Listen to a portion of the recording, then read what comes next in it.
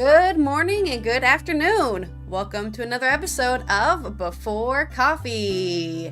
That's right, we're here. It's Friday and everyone wants to go to sleep and sleep in. That's I think. So if anybody's watching this, good on you for being up this early. Or if you're in Europe, thank you for stopping your middle of your afternoon to watch this. Okay, so let's go ahead and get into the news stories. Today on Before Coffee. Dozens injured after protesters storm Eritrean festival in Stockholm. Both expelled Tennessee lawmakers win back their seats. Mm-hmm. That was quick. EU urges G20 to help persuade Putin to reopen Ukraine grain export route. And today on our hot planet, we look at South America. Italian PM Giorgia Meloni sues Placebo singer for calling her a fascist racist. And we find the states with the most unemployed workers versus job openings. And who has jobs they just aren't going to fill. Today on the Friday, August 4th, 2023 edition of Before Coffee.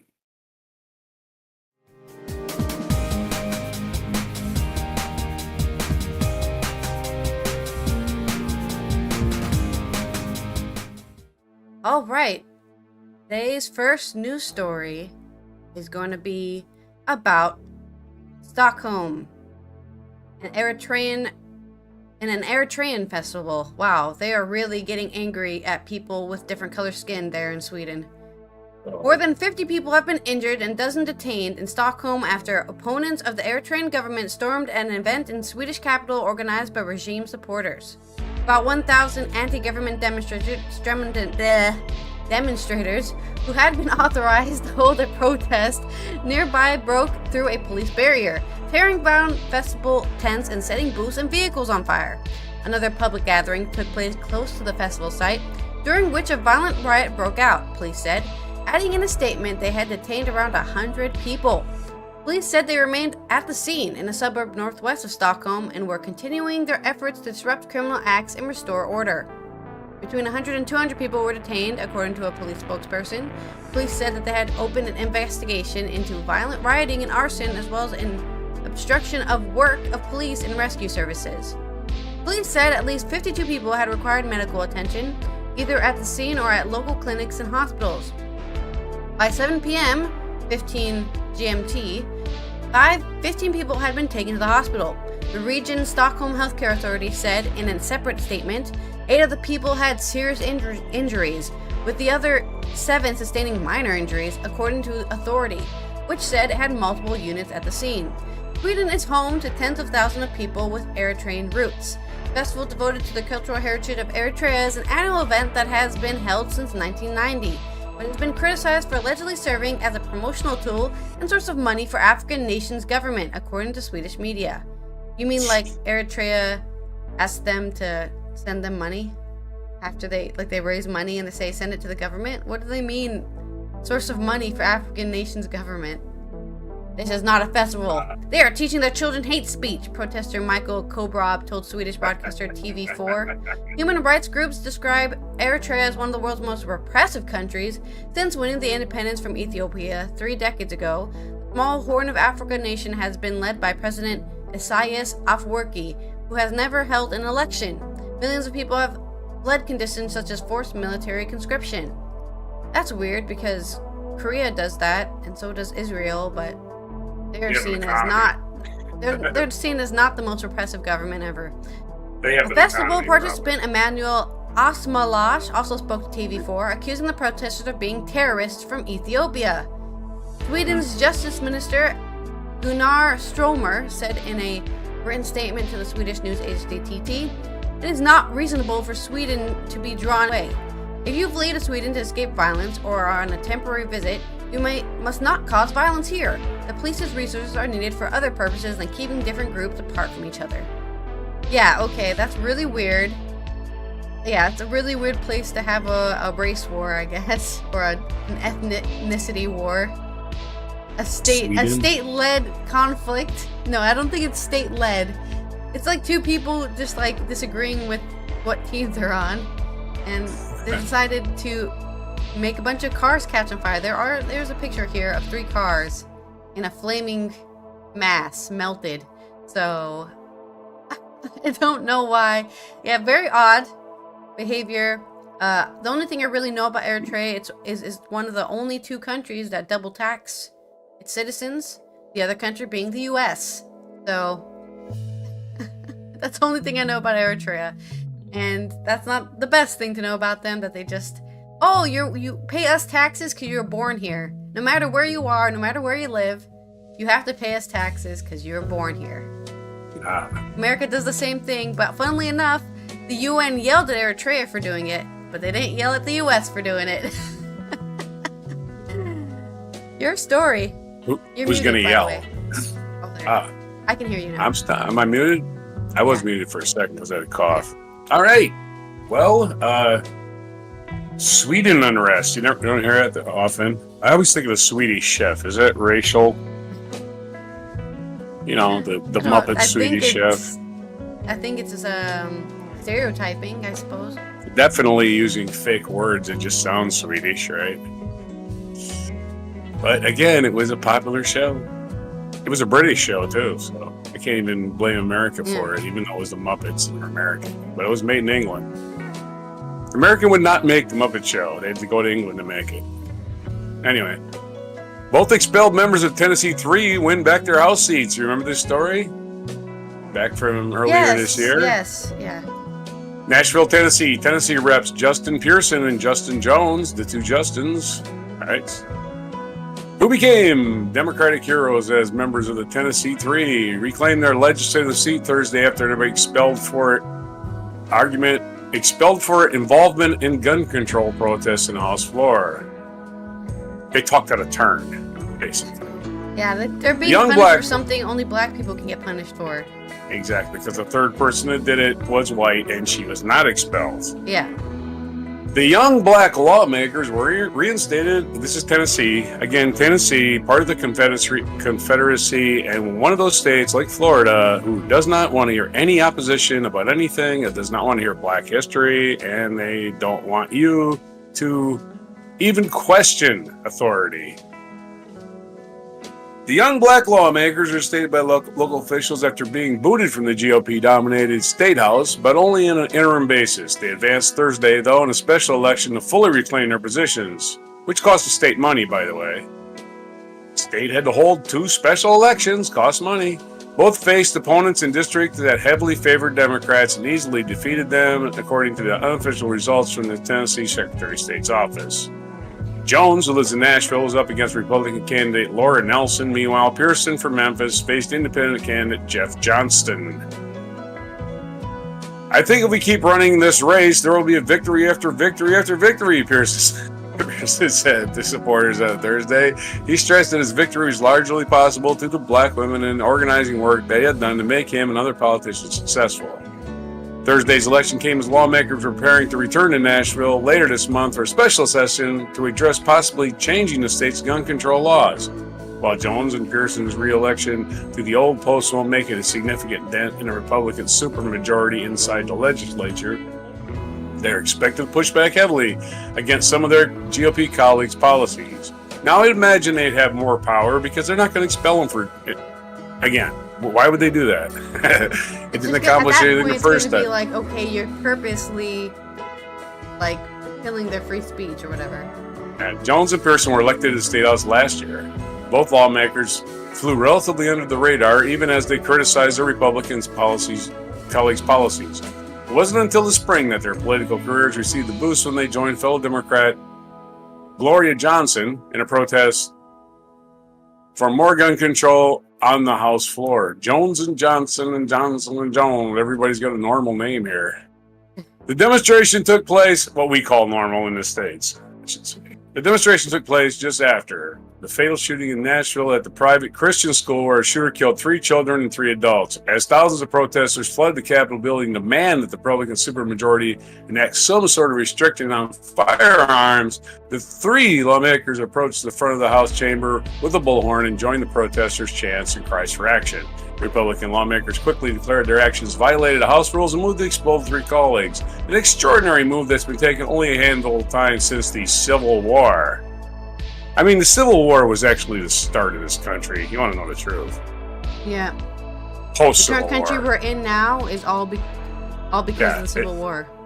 It's all because we denied giving people rights to begin with, but the Civil War really formed this country. It's not I mean, really the fact that the changed Confederate much. flag is still a flag, right? It's not Yeah. died fact in that history somewhere. The fact that I seen them, up north, like in Pennsylvania, I was like, or Wisconsin. You know how many 100,000 people from Wisconsin died? Fought, not died, but fought in the Civil War. Yeah. And in the Union side, Minnesota too. I mean, you can list the people that are dead. You go to cemeteries and places, and they're just Civil War dead because a whole town volunteered, right? Yeah. Oh, let's put a Confederate flag up here for these people that killed these people, right? Yeah. Just fucking, it's insulting. It's insulting to anybody that ever fought in a war. House Republicans leaders have repeatedly denied that the race was a factor in expulsion hearings. Democrats have disagreed with Johnson, countering that the only reason that she wasn't expelled was due to her being white. The expulsions drew national support and newly dubbed Tennessee 3, especially for Pearson and Jones' campaigning fundraising. The two raised more than $2 million combined through about 70,400 campaign donations from across the country. The amount is well beyond the norm from Tennessee's Republican legislature leaders and virtually unheard of for 2 freshman Democrats in a super minority.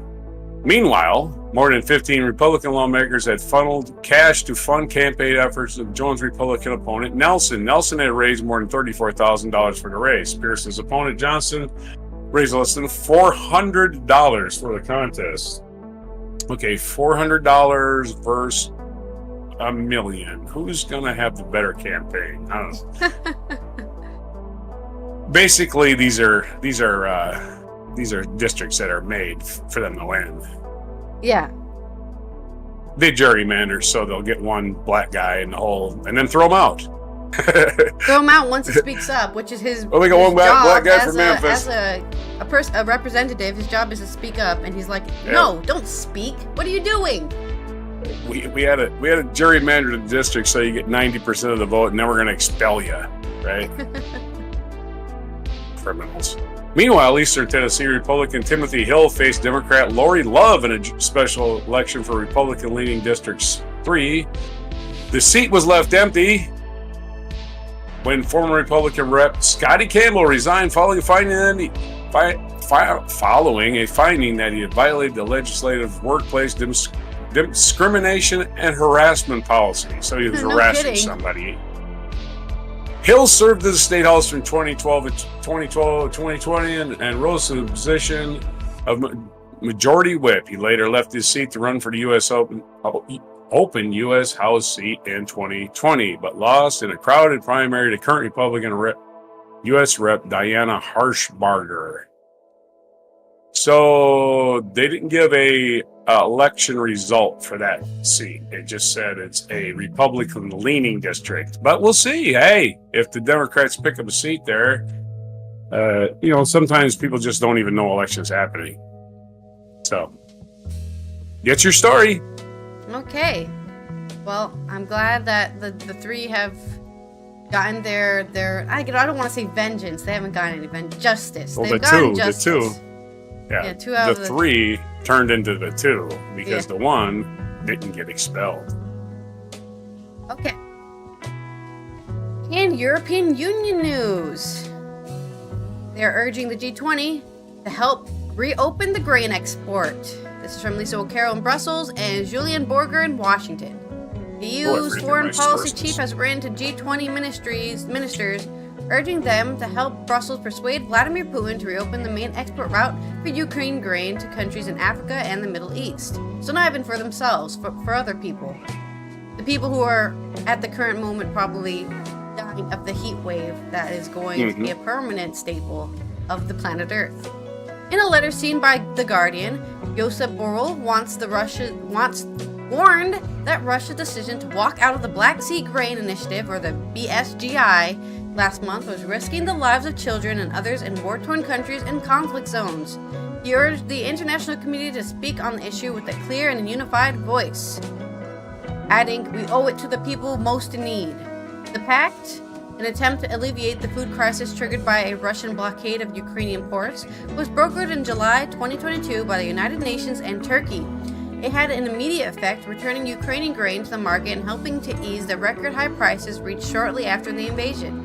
The High Representative of the European Commission said, "So far this year, Ukraine has supplied 80% of the wheat procured by the UN World Food Program, the WFP, to support humanitarian operations in the most food-insecure countries such as Afghanistan, Djibouti, Ethiopia, Kenya, Somalia, Sudan, and Yemen.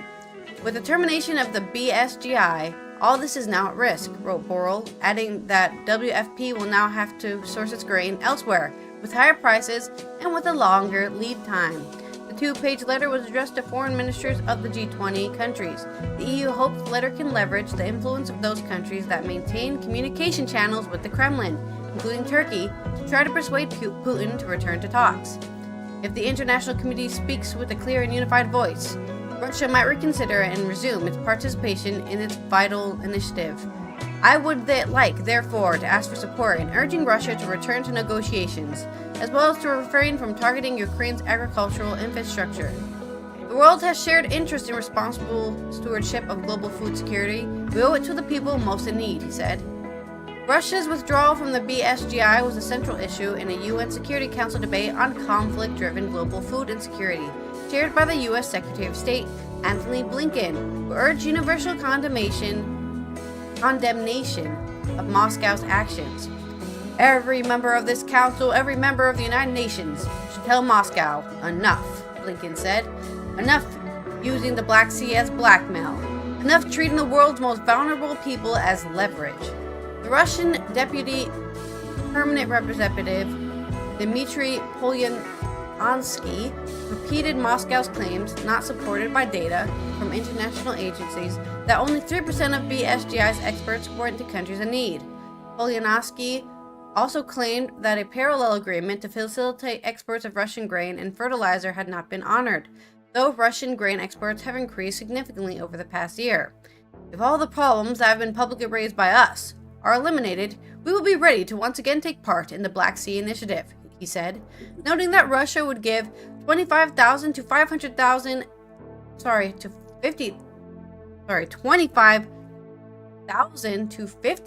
tons of grains free of charge to 6 African countries.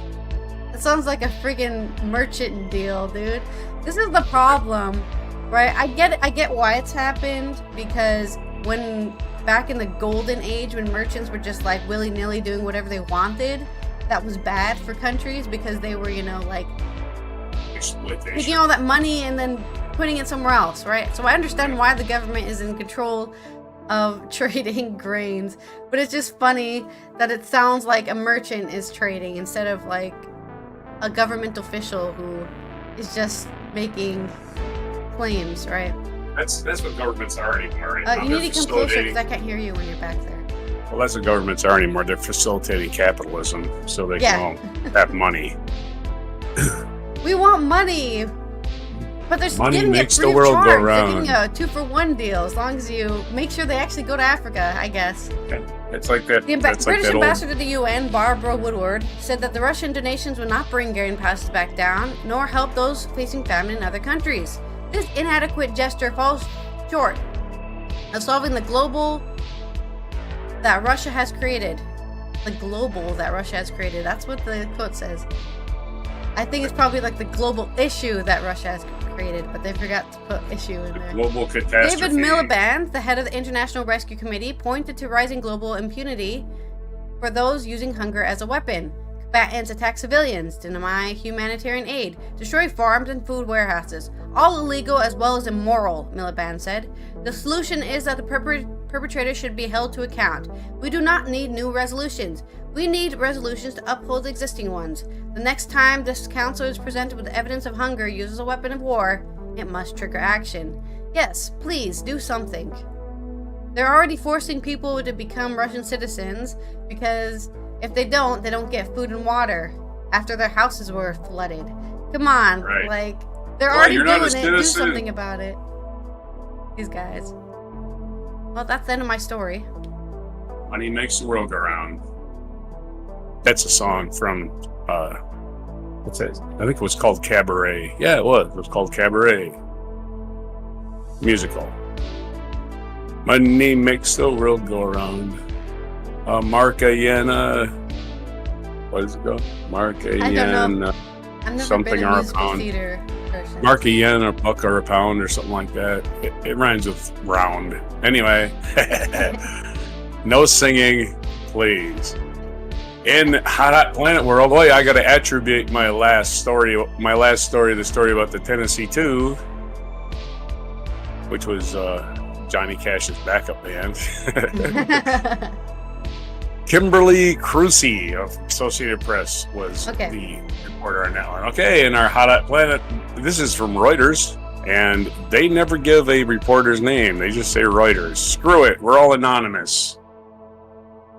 Santiago, Chile, a winter heat wave bringing historically high temperatures to Chile is a window to an increasingly warm future, according to scientists. Globally, July was already the hottest month on record, and first day of August brought the heat wave to parts of northern and central Chile, bringing spring-like weather to the capital in the dead of the southern hemisphere winter. It's technically like February. Most people live in the northern hemisphere on Earth.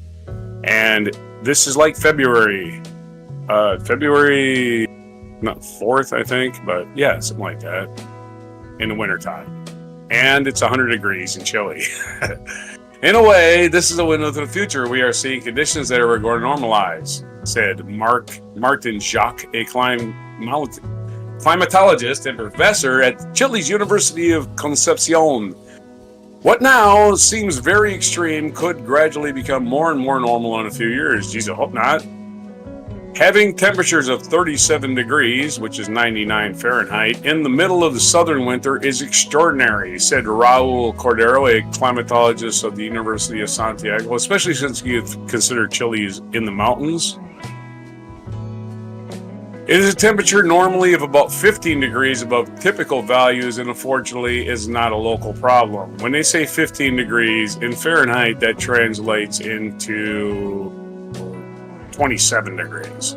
Jacques said that while some of the temperature increase is expected during this time of the year due to atmospheric circulation, these extreme temperatures have been exacerbated by El Nino and an increasingly warming planet.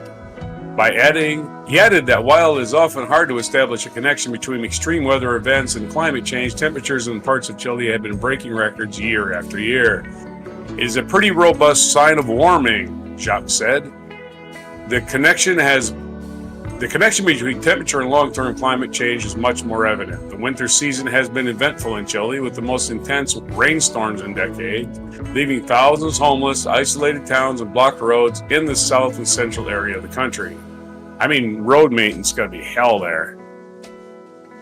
Many hoped the rains would help to replenish the country's water reservoirs more than a decade-long drought, but Jacques described the situation as quite fragile as long as snow in the Andes is not being replaced.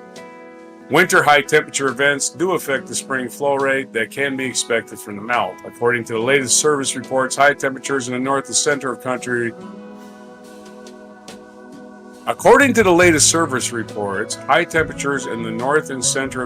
will last all week.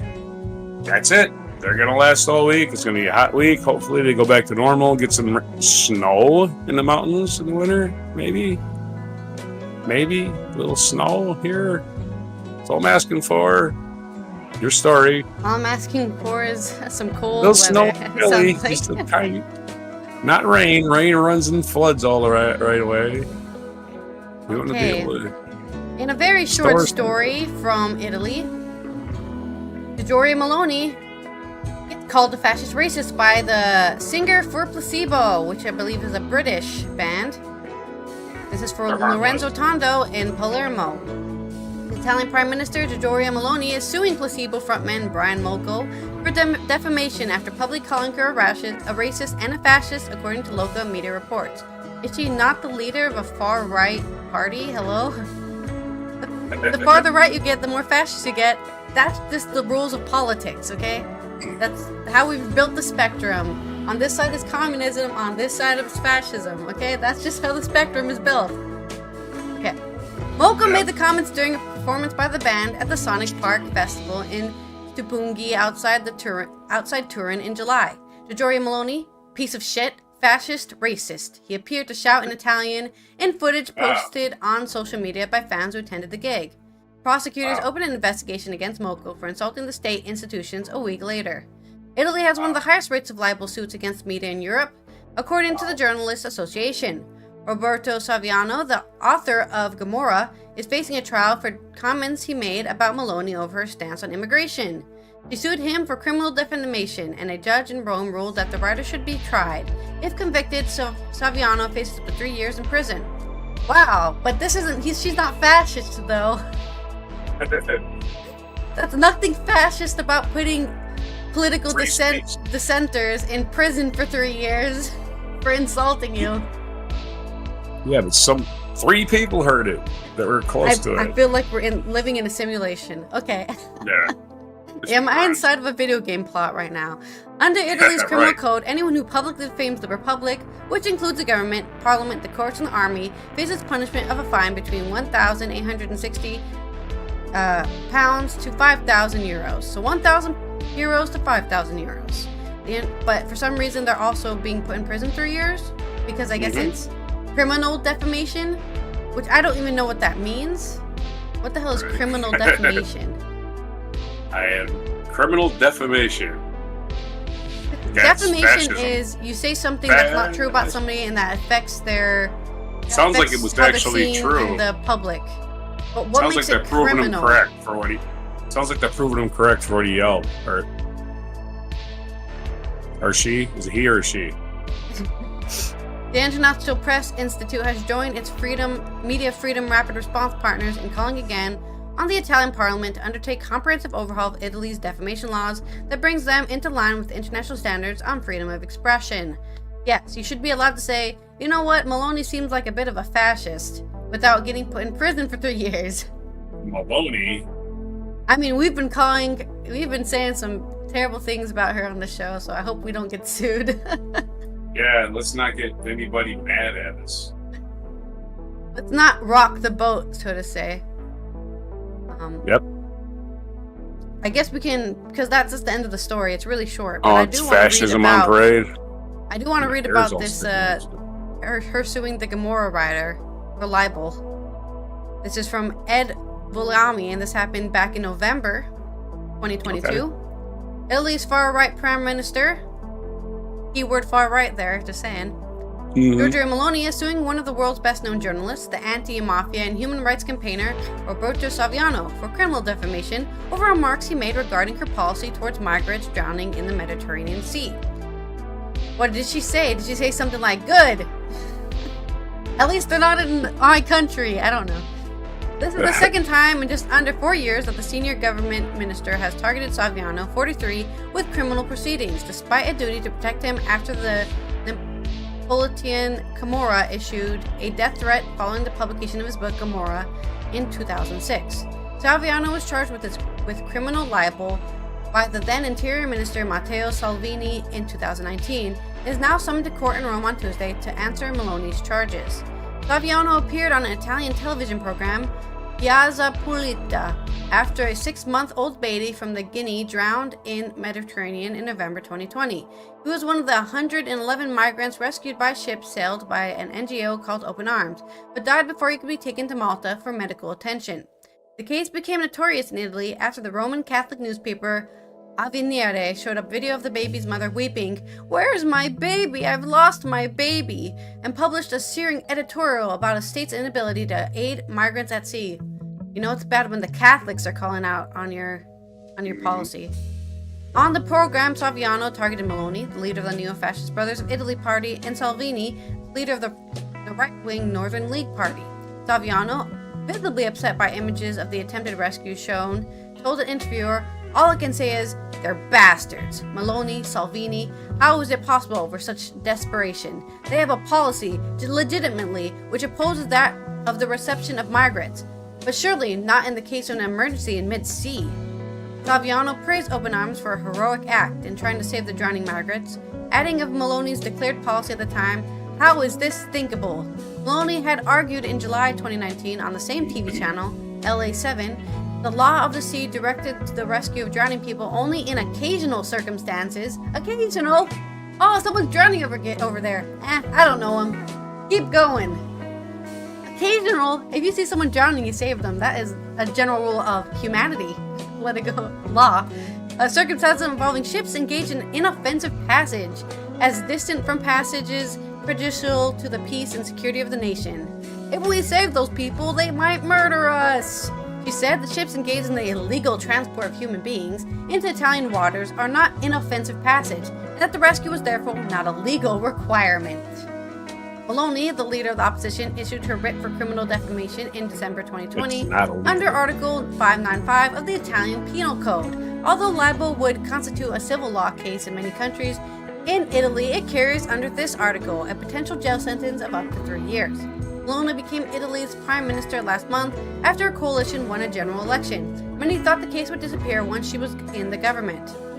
Speaking to the Observer yesterday, Saviano said there was a dramatic, tragic shipwreck, which Open Arms recalls as the darkest in all its search and rescue endeavors. A baby was drowned, and there may have been many, with probably very many more, literally sipped from the arm of its mother and the rescuers. We hope that this tragedy would open people's eyes and shake their consciences. But from Meloni and Salvini came ferocious and inhuman anti-migrant propaganda. Meloni speaks of these NGO ships as pirates, said they should be sunk and their crew arrested. We all know what this means, that the Libyan Coast Guard is composed by the same militias that run the camps and organize the departures. In the lights of this and the libel charge, do you really think mine were such an offensive word? In the climate of an election campaign and daily politics against a category of people, defining them as delinquents, rapists, and drug pushers, and now residual burden, that is what I call offensive. Hard and sharp to ruin people's lives with propaganda. This is a quote from, what was it? Saviano. So Saviano said that in this program.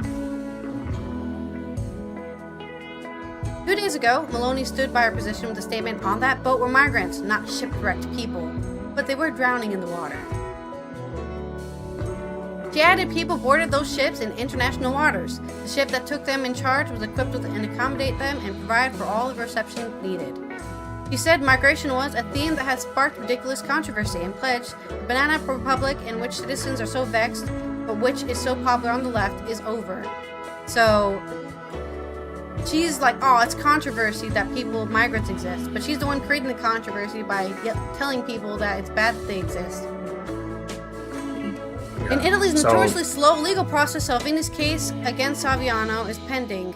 An initial hearing deferred the charge to a further court appearance in February next year, so that would have been this year.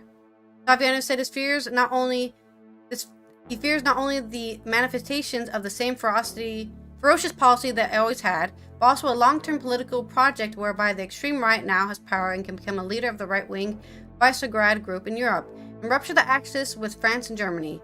As saying goes, better to reign in hell than to serve in heaven. So, there you go. That's a little update on what happened back in November with Italy's defamation suits that they just freely condemn any criticism and say you can possibly go in jail for 3 years because you said that I'm a fascist. And it's like, I mean, if the shoe fits, the shoe fits. Your next story. Okay, so you went back to November or something for a story? Yeah, Is that what happened there? Okay, yeah. I was confused. I thought we were talking about something that happened now. The first story was so short. It was literally... okay. I was like, what? Okay. Right. Well, that story was about not rescuing people because they weren't in Italy or something? No, what happened? What happened? No, don't over-explain it. I don't want to hear the story again. I just said... I'm just that saying. story was about the them, writer. not. This is the Okay, writer who I was just said gonna that make a she's point. Go ahead. a fascist. That's it. That's all. The writer said she's being a shitter, and he's also being kind. No. I don't want to rehash the story. I was just gonna make a comment, but I forgot my comment. So I was going to the next thing. Okay. Whatever that was.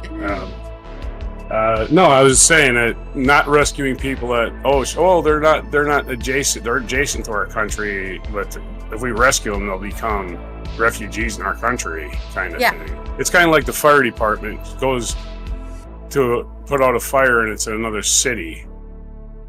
Oh, that fire in our city, and they don't pay us to put out the fire, so we're not going to put it out. We're just going to let it burn. Okay, well, I'm a long way to make that point. All right, so today, I guess it's Friday, and there's a lot of people that actually, it seems like the only two of us, there's a lot of people that are behind putting this little news show together. And we're going to give them credit this morning on Friday because they deserve credit. Our political reporter, of course, we referred to before, is named Pauline Error. Pauline, she's very apt at her job there. She's very capable. Our vendetta coordinator, our vendetta counselor is Animosity. Our staffer in charge of taking the last two pieces of pizza is Dick Move. Our lumberjack consultant is Tim Burr. Our interior decorator is Patty O Furniture. Our whaling consultant is Mo Bedick. And our robot expert is Cyborg. Those are our contributors to our show. And today we will also mapping the unemployed in America.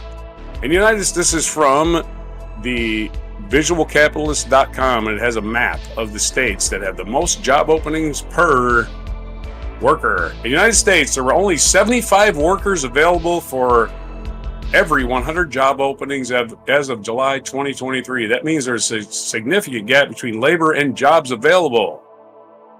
But also, many opportunities present in some states for potential job seekers. The map, using the data from the U.S. Chamber of Commerce, showcases the number of available workers per 100 job openings in the U.S. states.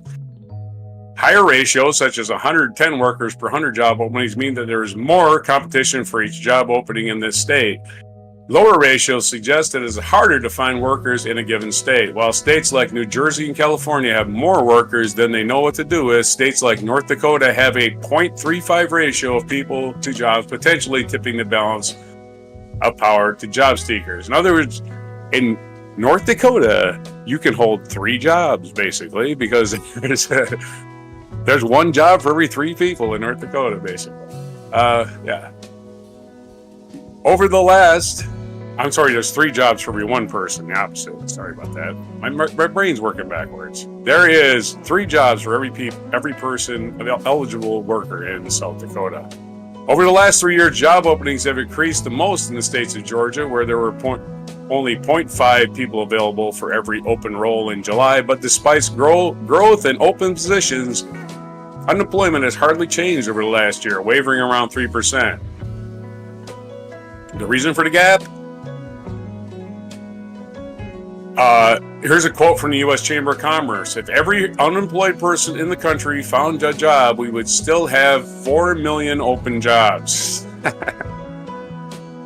According to the U.S. Chamber, but we don't want anybody to come here and take these jobs. That's kind of like one of those positions of the anti-immigrants. It's like, they're taking our jobs. We have 4 million job openings that will never be filled.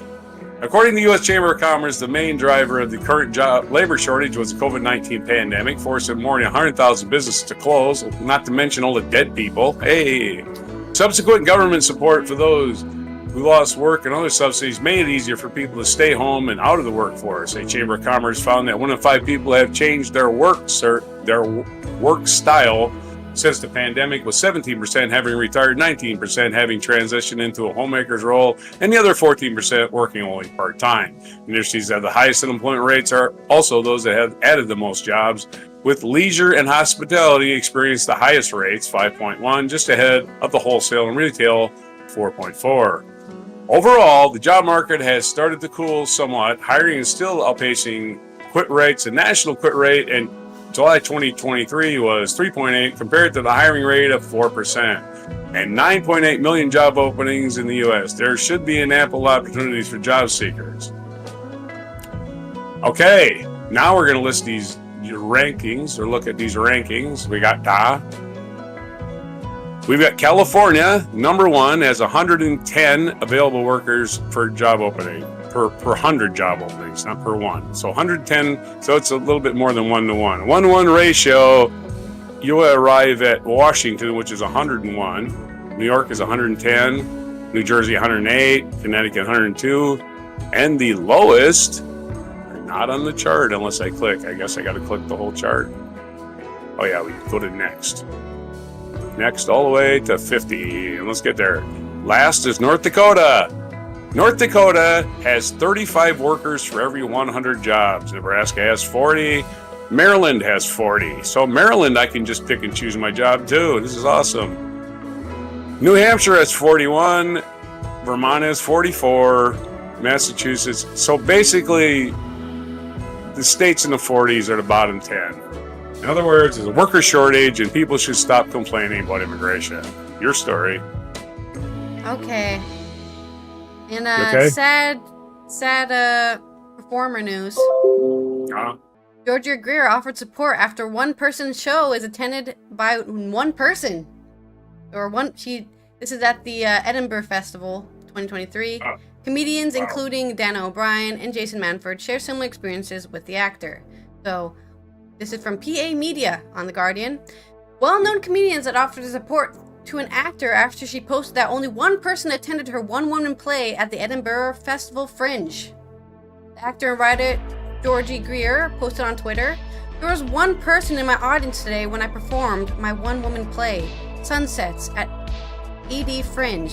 It's fine, isn't it? It's fine." The post, which included a photo of the actor crying, caught the attention of comedians Dara O'Brien and Jason Manford. O'Brien replied, "We've all done it. Soon, you'll dine out on this anecdote. More than once, I had to buy my audience a drink as a thank you for being the only ones there. Best thing, though, it's all stage time, and the show will get better every single time. Ready for the big crowds later." Manford replied with a video message in which he said, "It's absolutely normal. One person to walk up to your show, especially at the beginning of Edinburgh. And also for you to be a bit upset or annoyed or pissed off about it. That's totally fine as well. I did Edinburgh in 2004 and 5. And I remember the first couple of shows, the first week I think, it was such a long slog. And it was out in the rain and I was flyering and people weren't coming. I got a total imposter syndrome. How much is this costing me?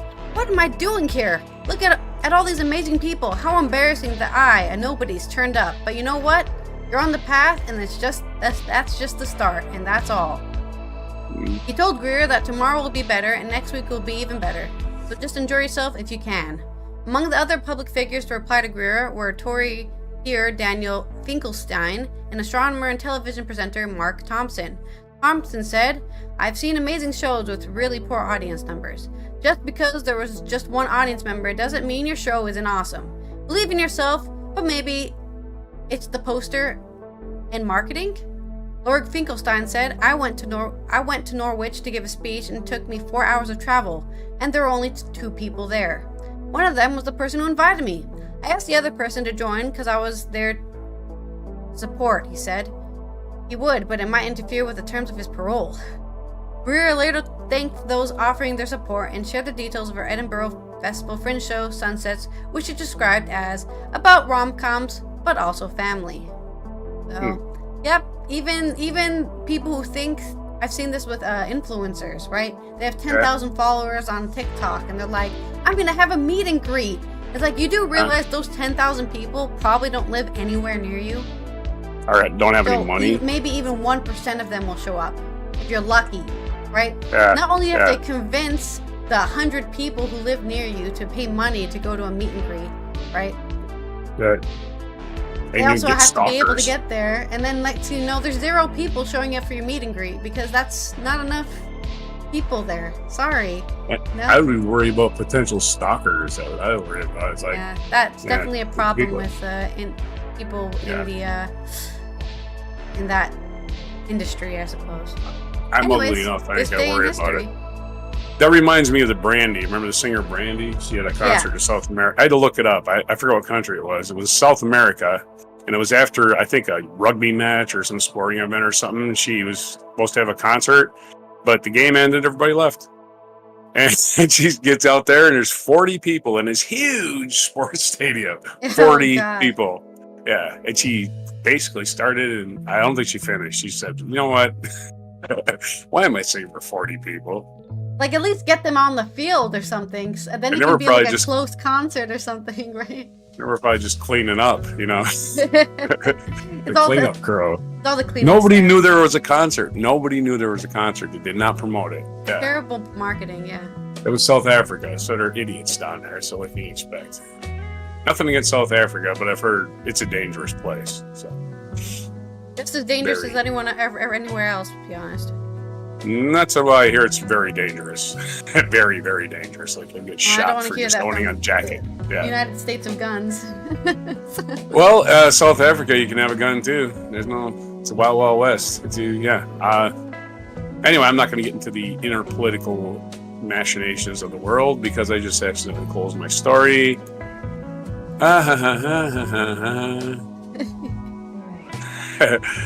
What is my story? My story is what day is it today, right? Yeah. All right. I accidentally closed it. This day in history. Episode 40 of this show. This day in history, as I am falling behind in my homework. Okay, so we can get rid of the reading mode for this because I couldn't look at the whole page. All right, this day in history on August 4th in 1578, the Portuguese armies of King Sebastian, who was allied with the deposed Moroccan Sultan, Al-Mutawakil, invaded's a real word, okay, invaded Morocco, where they were defeated by Sadi Sultan Abdelmalik in the Battle of the Three Kings, with hard to pronounce names. In 1790, on this date, the U.S. Secretary of Treasury Alexander Hamilton established the Revenue Marine Service, which became the U.S. Coast Guard. In 1879, Pope Leo VIII issued the encyclical Eterni Patris, making Thomism the dominant philosophical viewpoint of Roman Catholicism. Oh, thanks for all the hard words.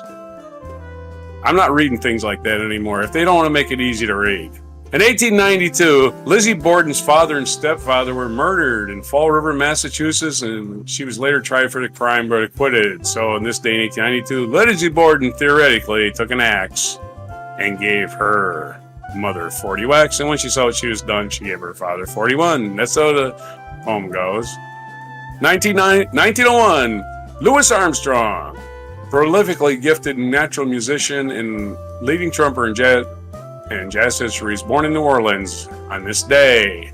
1914, in response to German invasion of Belgium, Great Britain entered World War II, declaring war in Germany.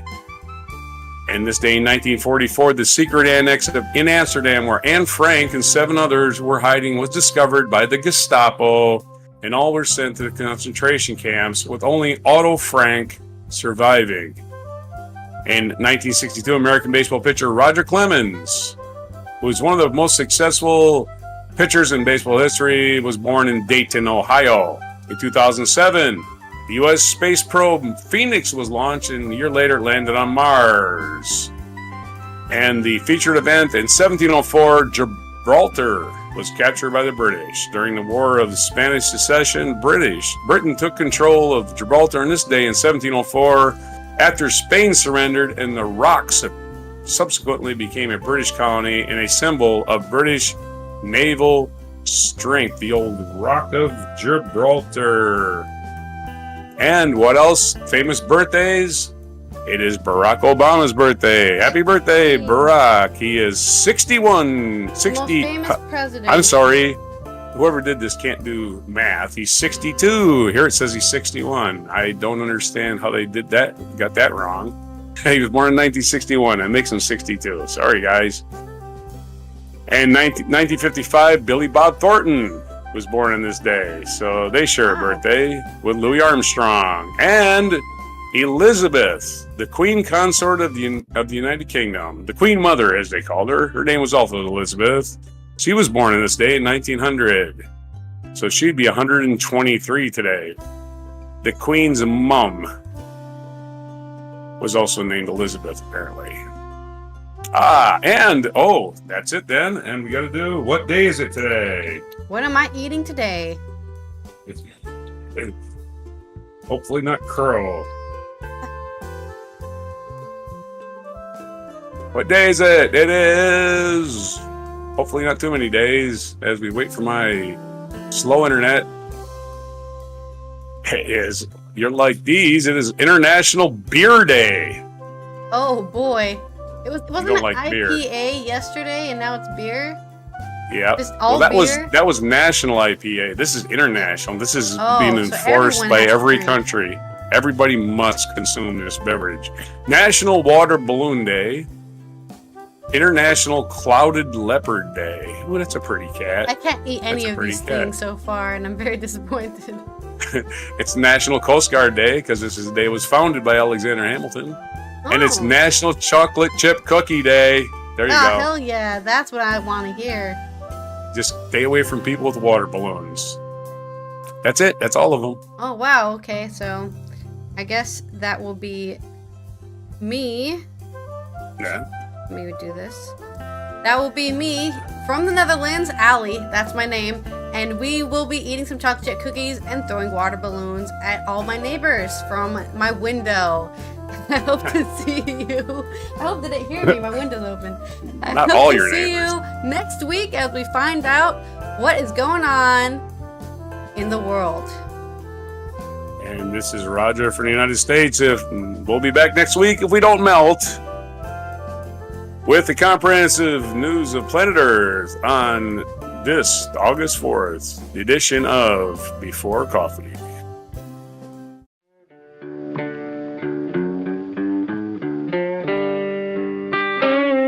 Be sure to hit the like, subscribe, and notify buttons, and follow our other channels, Toxic Alley, History of Gravy, and Scratchy Old Records.